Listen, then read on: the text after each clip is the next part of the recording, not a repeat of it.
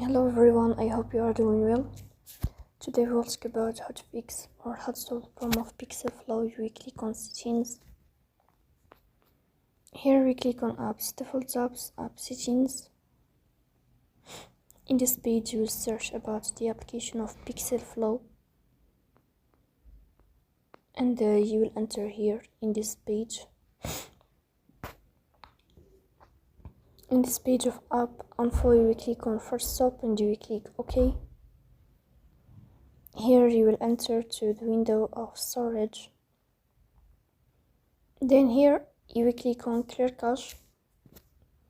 After that you will click on Play Store. You will search about PixelFlow. Here you will uninstall your app and you will install it again. So please don't forget to support us by like and subscribe. See you next time in another video and thank you for your watching.